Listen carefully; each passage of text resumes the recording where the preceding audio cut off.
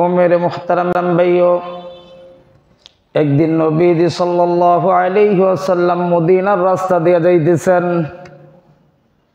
সরকারে দো আলম নবীজি সাল্লাল্লাহু আলাইহি ওয়াসাল্লাম যখন মদিনার রাস্তা দিয়ে যায়, তখন একজন আনসারী মহিলা হাতের মুষ্টি এরকম কইরা বন্ধ কইরা তার বাচ্চা ছেলেটি খেলাধুলা করতেছে বা তার শিশু বাচ্চাটি খেলাধুলা করতেছিল।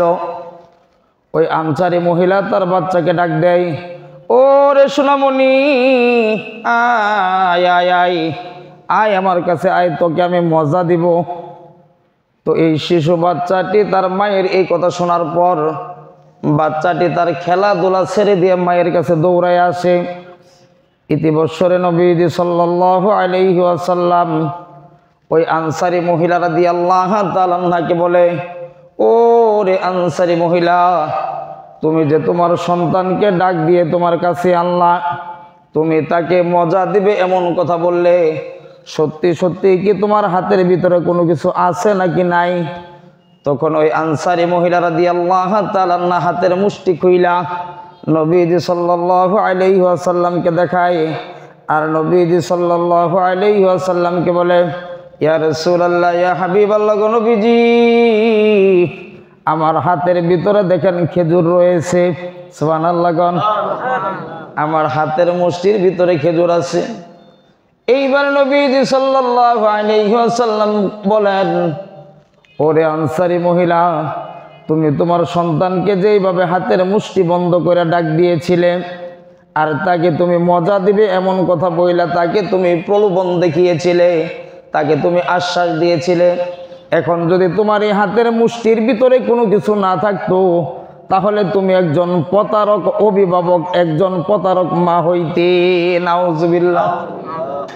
এরপর নবীজি সাল্লাল্লাহু আলাইহি ওয়াসাল্লাম আমার হাদিসের মধ্যে ইরশাদ করেছেন, যে ব্যক্তি ধোঁকাবাজি করে সে আমার উম্মত না, যে ব্যক্তি ধোঁকাবাজি করে সে আমার উম্মত না।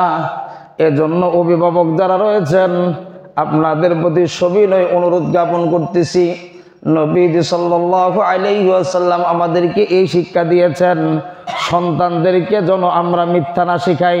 কারণ আজকে এই সন্তানটাকে আপনি আর আমি মিথ্যা প্রলোভন দেখাইতেছি। সময়ের ব্যবধানে এই সন্তানটা একদিন বড় হবে, এই সন্তান একদিন বড় হওয়ার পর এই সন্তান একদিন কিন্তু এই মিথ্যা প্রলোভনগুলি তার সন্তানের উপর দেখাইবে। কথা বলেন ঠিক কিনা? এইভাবেই কিন্তু ধীরে ধীরে মিথ্যার বীজ বপন করা হয়। আর আমাদের সমাজ ব্যবস্থার মাঝে এই মিথ্যাগুলিকে মিথ্যাই মনে করা হয় না। কথা বলেন ঠিক কিনা? কিন্তু আমার নবীদের শিক্ষা হলো, আরে না না না, এটাও একটা ধোঁকা, এটাও একটা প্রতারণা। কোমলমতি বাচ্চাদের সাথে, শিশুদের সাথে এই ধরনের আচরণ করবে না। যদি এই ধরনের আচরণ করা হয়, তাহলে কোমলমতি হৃদয়ের মাঝে মিথ্যার বীজ বপন করা হয়ে যায়। নাউজুবিল্লাহ। তো মেরে মুহতারাম ভাইও, আমরা যে হাদিস এখন আলোচনা করলাম, এই হাদিস থেকে আমরা যে শিক্ষা পাইলাম, যে শিক্ষা আমরা বুঝলাম, তা হলো ছোট বাচ্চাদেরকেও আমরা মিথ্যা আশ্বাস, মিথ্যা প্রলোভন দেখাবো না। আল্লাহ তাআলা আমাদেরকে আমল করার এবং বোঝার তৌফিক দান করুক, আমিন। ইতিপূর্বে যারা করে ফেলেছি বা আমাদের দ্বারা করা হয়ে গিয়েছে, নিজের বাচ্চাকে হোক, নিজের নাতিদেরকে হোক বা যাদেরকেই হোক, এই ধরনের মিথ্যা প্রলোভন আমরা দেখিয়েছি। যদি আমাদের না জানা থেকে থাকে, আল্লাহ তাআলার কাছে আমরা তওবা করে নিব যে আল্লাহ, আমরা তো এটা ওইরকমভাবে বুঝতাম না, যে আমরা তো মনে করতাম যে না, এটা একটা খেয়াল তামাশা বাচ্চাদেরকে কাছে আনার জন্য। তো এরকম তো অনেকেই করে, মুরব্বীরা করে, তো আমরাও তো ওইটা দেখে দেখেই শিখে ফেলাইছিলাম। এজন্য তো বাচ্চাদেরকে এই আসো তোমাকে চিপস দিব, আসো তোমাকে লজেস দিব ইত্যাদি কথা বইলা কাছে ডাকতাম। তো এটা যে আমাদের জন্য ধোঁকাবাজি ছিল, এটা তো আমরা আগে জানতাম না। তো এখন যেহেতু জানছি, আল্লাহ তোমার কাছে আমরা এই বিষয়টা থেকে তওবা করতেছি। ইন ফিউচার আমরা আমাদের সন্তানদের সাথে হোক, আমাদের নাতিদের সাথে হোক বা যার সাথেই হোক, কারো সাথে আমরা এই ধরনের মিথ্যা প্রলোভন দেখাবো। আল্লাহ তাআলা আমাদেরকে তৌফিক দান করুক। সবাই বলি আমিন।